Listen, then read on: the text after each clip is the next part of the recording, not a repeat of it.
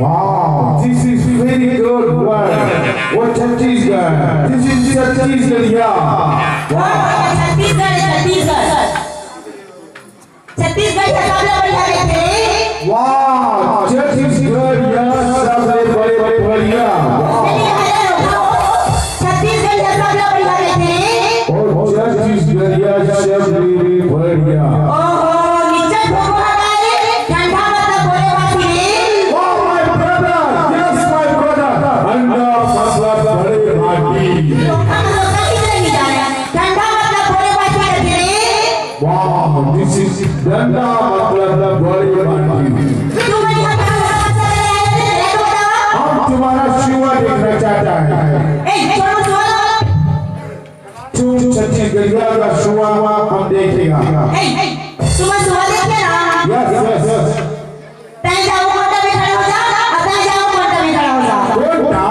हाँ नहीं कोंडा। What is this कोंडा? कोंडा का मतलब नहीं जानते? यस। जान गया। हम पहचान गया। छत्तीसगढ़िया मिठाई है कोंडा। हाँ छत्तीसगढ़िया मिठाई है। ले जा मैं तुम्हारी पेट के मन को छोला खाएगी। ओके, हम कोई कोंडा मिठाई खाएगा और तुम को भी कोंडा में ले जाएगा। रोगानी तो कोंडा के मतलब नहीं जान रही है। ओके, हम तुम्हारा शिवा देखेगा। तुम्हें शिवा देखेगा? यस। चल तुम जा खड़े हो जाओ कोंडा में। चुपचाप खड़े हो जा। चल आओ तुम मुझे शिवा दिखाता ना मैं पीला वाला। ओके, क्या लिखा है भागी भैया उसमें? ओके, दिस इज बता हमको शिवा में अच्छा है, हम देखना चाहते हैं शिवा कैसा होगा। तेरी हरी नारी राना मरजुला तेरी हरी नारी राना। नो, स्टॉप। अब काम नहीं रोका वो जवान को बार रोका वो इम्प्रेस क्यों करता है? गाड़ी वाली बेलगाड़ी हो गाड़ी तो बड़ी होगी। और थैंक यू। हम एक बार समझ में नहीं आ रहा है तुम लोग क्या चीज कर रहे हो? 1 2 3 4 5 6 7 द्वारा टाइम पे। हाँ रे हम 10 बहन 10 बहन। ओ 10 बहन का एक ही घर वाला। और हमारे भाई है भाई। ये तुम्हारा भाई है? छोड़ो भाई भाई। व्हाट इज तुम्हारा भाई? छोड़ो भाई लो भाई दो। ओ भाई है भाई। हाँ रे भाई है मेरे भाई। ओ बहुत अच्छा है तुम्हारा भाई। तो बेटी के घर वाले एक ओके, दिस इज तुम्हारा। छोड़ो भाई ओके, हम तुम्हारा भाई हो। गुड।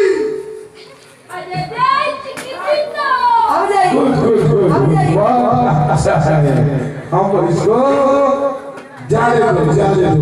तुम्हारा भाई को जाने दो, हम उसको ओके ठीक है। हम बहुत अच्छा है, लेकिन हम इंग्लैंड से आए हैं और थका हुआ है।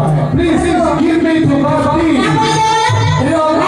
तो दे सबके तो माता भी तो बहनी का भी तो भाई का भी तो पूरा खानदान का भी।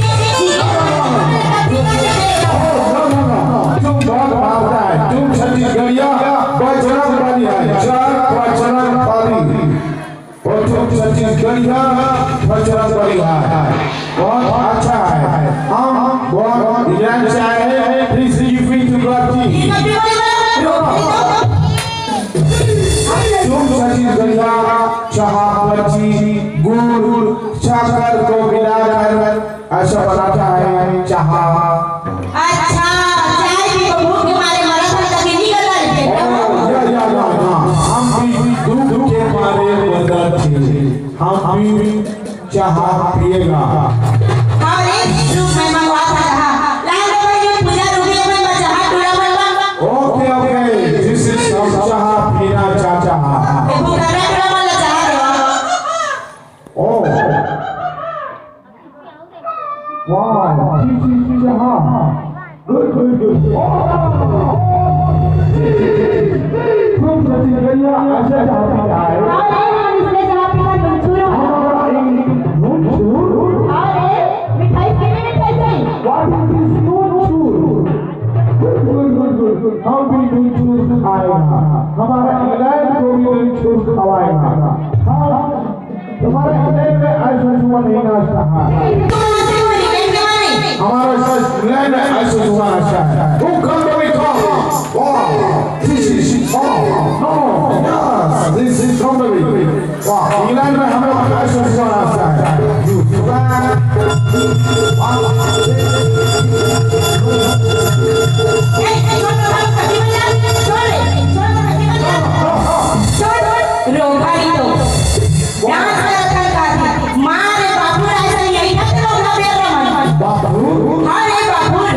बाबू क्या चीज है बाबू को मतलब नहीं जाना रे ओ जानता है क्यों छत्तीसगढ़िया लेना है अरे पेड़ा ले ले जा झोला ओके हम भी छत्तीसगढ़िया बाबू खाएगा हमारे सभी चाची को बाबू खिलाएगा अरे हम मेरे पास इतना सारा बाबू ले जा सब ओके हम बाबू को नहीं खाएगा छत्तीसगढ़ के लोग परंपरा को इंग्लैंड में बैठाएगा और हम चाचा है और चाचा को शुरुआत दिखाओ ले चल ठीक है तुम चुपचाप रह ना हम दिखाना चुपचाप हो गया चुपचाप हो गया आओ भाई वाला सुआ दिखाओ पूरा मतलब